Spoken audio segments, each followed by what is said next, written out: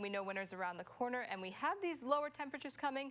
Fox 55 Devontae Dixon has more details to how to keep your home and your pets safe during this cold weather.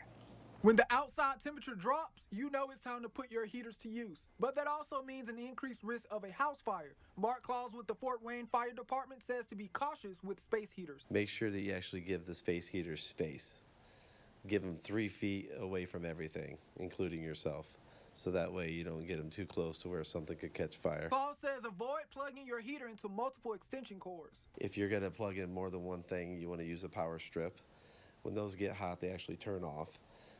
If you're going to plug in the space heater, I just go directly into a wall. It also encourages you to check your furnace yearly to avoid carbon monoxide poisoning. If you have a fireplace, you should keep it clean and don't have a roaring fire. Just have something that is, small to where you watch it.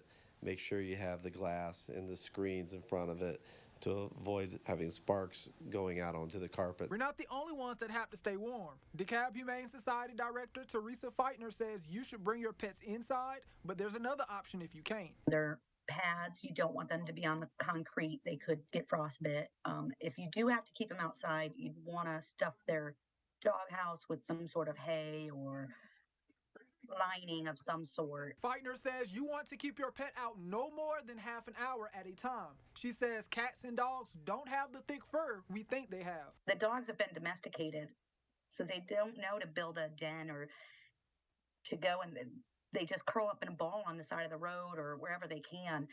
So it's a lot different than you would think. So the number one solution is to keep them warm. In Fort Wayne, Devontae Dixon, Fox 55 News. And Claus says to be sure all carbon monoxide and smoke detectors are working properly.